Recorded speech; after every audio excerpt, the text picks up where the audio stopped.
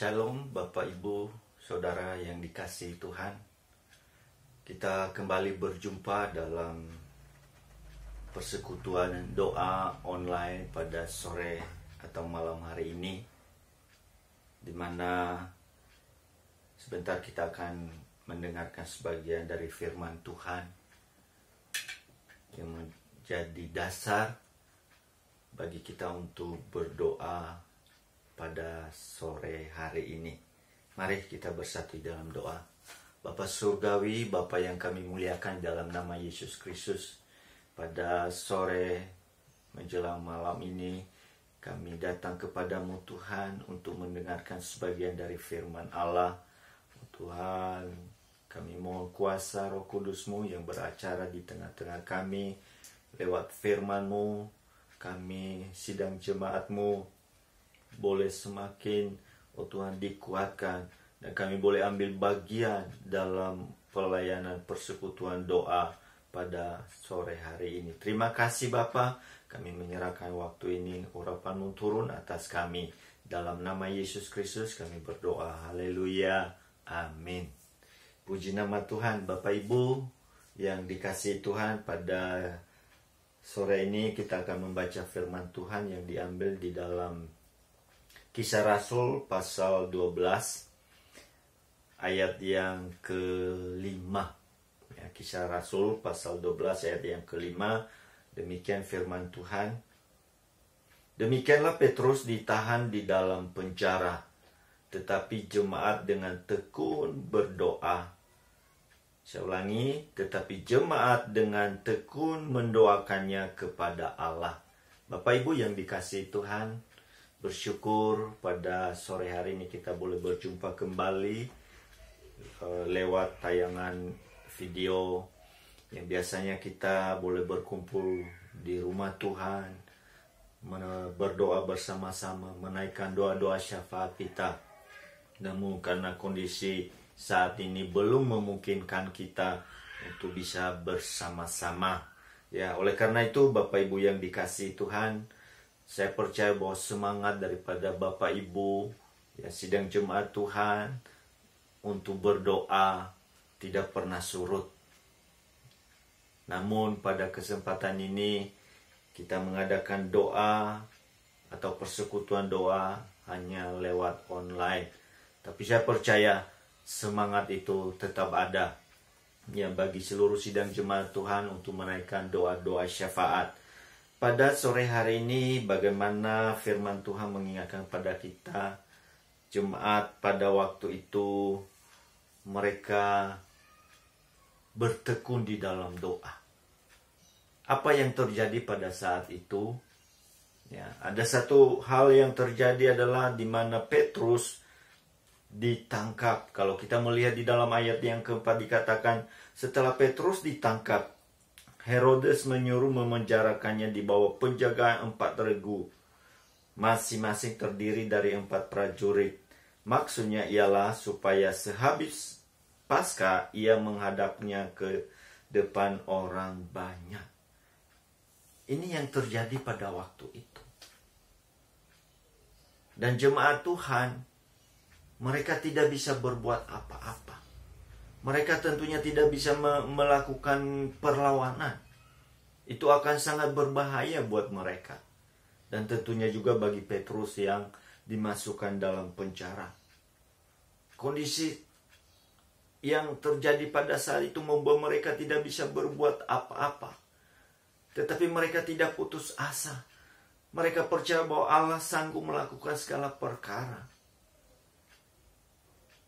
Yang mereka lakukan adalah berdoa bersama-sama.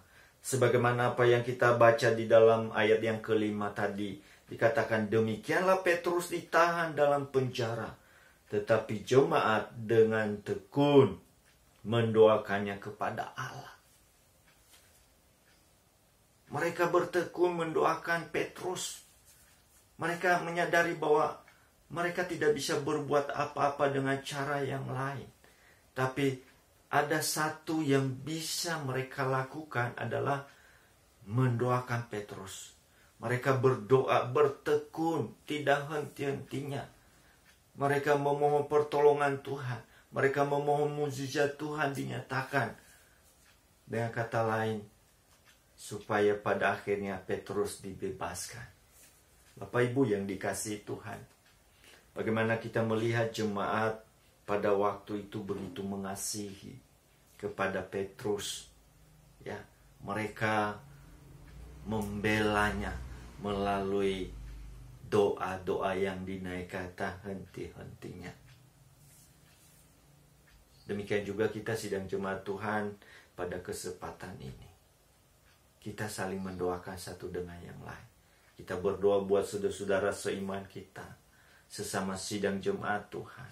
Tentunya juga buat hamba-hamba Tuhan. Kita mendoakan mereka. Kita nggak tahu pergumulan mereka apa yang dihadapi saat ini. Tetapi percayalah, doa bisa mengubah segala sesuatu. Bapak Ibu yang dikasihi Tuhan, kalau kita melihat bahwa pada waktu itu kondisi Petrus adalah sesuatu keadaan yang tidak mengenakan. Namanya dimasukkan dalam penjara. Bahkan kalau kita baca tadi di dalam ayat yang keempat dikatakan bahwa di penjara di bawah penjagaan 4 regu. Ya, nggak sedikit. Ya, jadi secara manusia dia tidak akan lolos atau keluar dari penjara dengan kekuatan manusia. Tetapi Tuhan ajaib. Ya, Tuhan luar biasa. Kuasa Tuhan tidak ada yang membatasi, ya. Tidak dibatasi oleh apapun keadaan situasi. Kalau Tuhan bekerja, kalau Tuhan bertindak, maka tidak ada seorang pun yang bisa menghalanginya. Yang menarik di sini adalah sidang jemaat Tuhan pada waktu itu begitu luar biasa. Mereka terus mendoakan dan mendoakan, bertekun di dalam doa, ya, untuk Petrus sehingga terjadi mukjizat. Kalau kita melihat di dalam ayat yang ke-7, ya, di dalam ayat yang ke-7 kita melihat bahwa doa yang dinaikkan oleh jemaat Tuhan pada waktu itu tidak menjadi sia-sia. Ayat yang ke-7 dikatakan, tiba-tiba berdirilah seorang malaikat Tuhan dekat Petrus, dan cahaya bersinar dalam ruang itu. Malaikat itu menepuk Petrus untuk membangunkannya. Katanya, bangunlah segera. Maka gugurlah rantai itu dari tangan Petrus. Ya, udah dimasukkan dalam penjara. Ya, dirantai lagi. Coba bayangkan, sangat tersiksa. Ya, ia tidak bisa berbuat apa-apa. Ya, mungkin secara manusia dia terbelenggu, ya, tetapi kuasa Tuhan sanggup melakukan segala perkara. Sehingga pada waktu itu, bagaimana malaikat Tuhan datang, ya, dan menepuk Petrus. Pada saat itu rantai yang merantainya gugur atau lepas dari tubuhnya. Luar biasa Bapak Ibu yang dikasihi Tuhan. Bahkan di dalam ayat yang ke-8 dikatakan, lalu kata malaikat itu kepadanya, ikatlah pinggangmu dan kenakanlah sepatumu. Ia pun berbuat demikian, lalu malaikat itu berkata kepadanya, kenakanlah jubahmu dan ikutlah aku. Lalu ia mengikuti malaikat itu keluar, dan ia tidak tahu bahwa apa yang dilakukan malaikat itu sungguh-sungguh terjadi. Sangkanya ia melihat sesuatu penglihatan. Ya, Petrus sendiri begitu nggak menyangka bahwa ini benar-benar terjadi. Apakah ini hanya satu penglihatan? Apakah ini suatu mimpi? Tetapi kita melihat bukan mimpi Bapak Ibu yang dikasihi Tuhan, tapi satu kenyataan bahwa memang benar-benar Tuhan membebaskan Petrus bukan dengan kekuatan manusia, tetapi oleh kuasa Allah. Petrus boleh dilepaskan dari penjara. Bahkan di dalam ayat yang ke-10 dikatakan setelah mereka melalui tempat kawal pertama dan tempat kawal kedua sampai mereka ke pintu gerbang besi yang menuju ke kota, pintu itu terbuka dengan sendirinya bagi mereka. Sesudah tiba di luar, mereka berjalan sampai ke ujung jalan dan tiba-tiba malaikat itu meninggalkan dia. Begitu mudah gitu. Dengan sendirinya pintu terbuka. Ya, tidak ada yang bisa menghalangi. Bagi Allah tidak ada yang mustahil. Namun dalam hal ini, bagaimana hal itu bisa terjadi terhadap Petrus?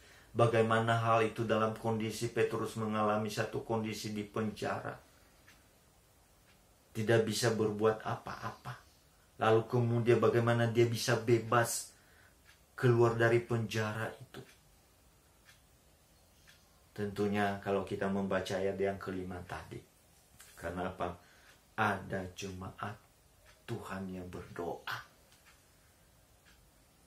Ayat yang ke-12 juga dikatakan lebih jauh lagi. Dan setelah berpikir sebentar, pergilah ia ke rumah Maria, ibu Yohanes yang disebut juga Markus. Di situ banyak orang berkumpul dan berdoa. Ya, ternyata bahwa bagaimana jemaat itu tidak henti-hentinya mereka terus bertekun di dalam doa. Apa sih yang mereka doakan? Tentunya hal yang utama pada waktu itu adalah berdoa buat Petrus. Ya, supaya Petrus boleh keluar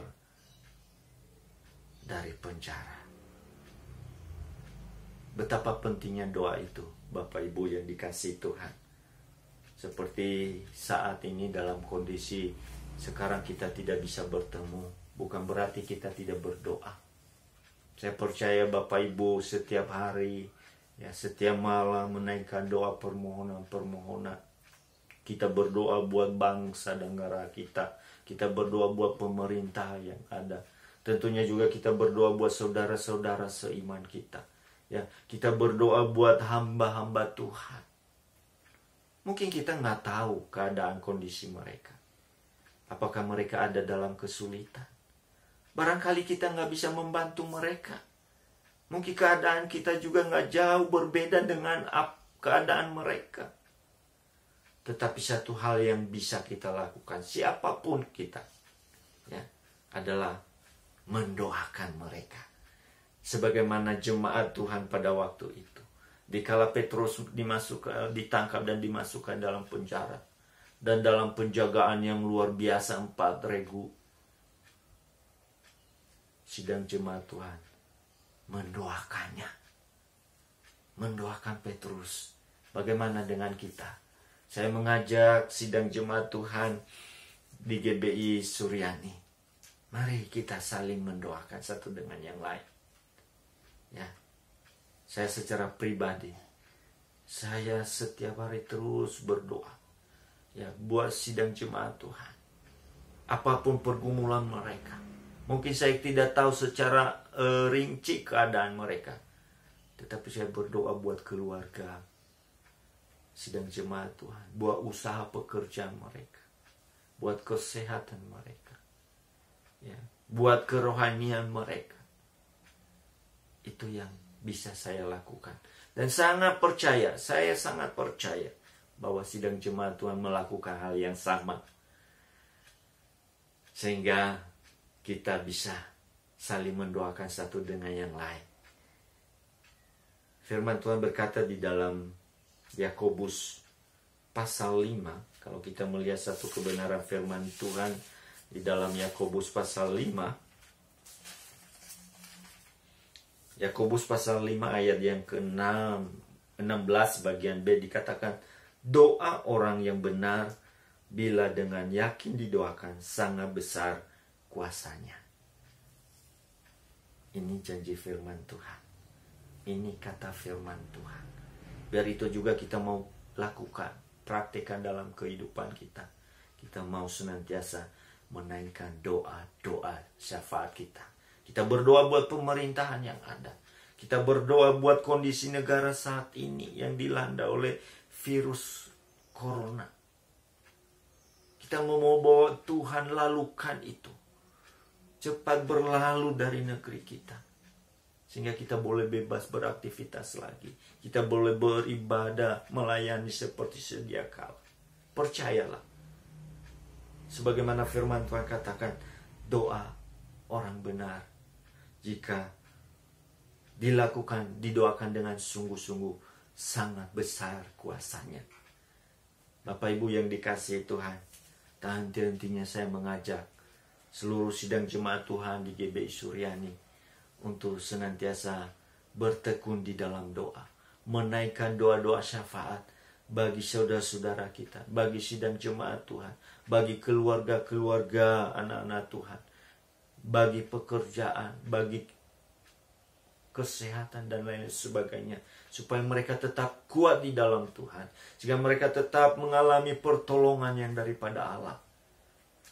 Dan firman Tuhan katakan tadi, bagi Allah tidak ada yang mustahil.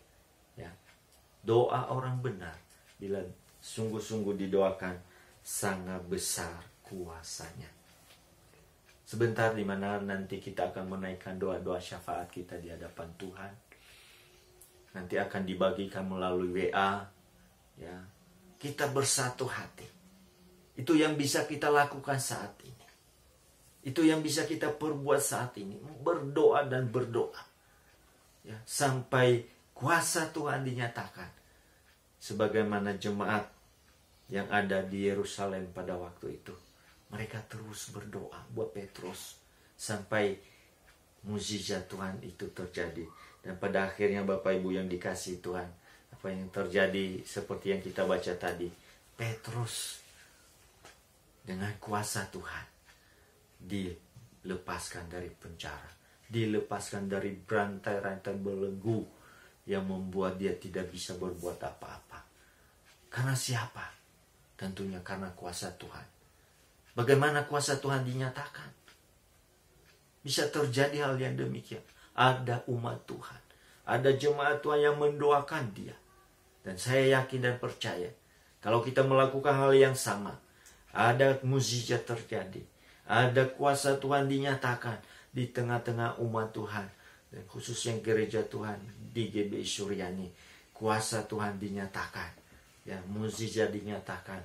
Karena apa? Ada umat Tuhan yang berdoa. Ada umat Tuhan yang saling mendoakan satu dengan yang lain. Kita boleh senantiasa kuat di dalam Tuhan. Kiranya renungan firman Tuhan pada sore hari ini dapat menggugah, memberi dorongan semangat bagi seluruh sidang jemaat Tuhan untuk saling mendoakan, bertekun di dalam doa, saling mendoakan satu dengan yang lain sampai Tuhan nyatakan kuasanya. Doa orang benar bila dengan sungguh-sungguh didoakan, sangat besar kuasanya. Amin. Tuhan memberkati. Mari kita bersatu dalam doa. Terima kasih Tuhan buat firman-Mu pada Tuhan sore hari ini yang mengingatkan kami kembali sebagaimana jemaat pada waktu itu. Mereka terus bertekun mendoakan agar Petrus dibebaskan dari penjara. Mereka henti-hentinya berdoa. Dan apa yang terjadi? Tuhan nyatakan kuasanya. Kami percaya kuasa yang sama. Kuasa-Mu tidak pernah berubah. Dulu, sekarang, sampai selama-lamanya. Kalau Petrus boleh dibebaskan dari penjara. Karena ada umat Tuhan yang berdoa buat Petrus. Kita percaya dan saya percaya saat ini. Ada kuasa Tuhan dinyatakan bagi gereja Tuhan, bagi bangsa Indonesia, bagi jemaat yang ada di GBI Suryani. Ada kuasa kemenangan, ada kuasa kelepasan, ada mukjizat Tuhan dinyatakan bagi umat Tuhan. Karena umat Tuhan selalu bertekun di dalam doa. Terima kasih Tuhan, terima kasih. Terima kasih buat firman-Mu. Roh Kudus yang terus bekerja dalam kehidupan kami. Sebentar kami akan menaikkan doa-doa syafaat kami. Oh Tuhan, tolong kami Bapa. Kami boleh melakukannya dengan penuh sukacita, dengan sungguh-sungguh di hadapan Tuhan. Dan kuasa-Mu pasti dinyatakan di tengah-tengah kami, dalam kehidupan kami, dalam keluarga kami, dalam pelayanan kami, dalam Tuhan pekerjaan kami, sehingga nama-Mu dipuji, dipermuliakan. Hanya di dalam nama Tuhan Yesus Kristus kami berdoa mengucap syukur. Haleluya. Shalom.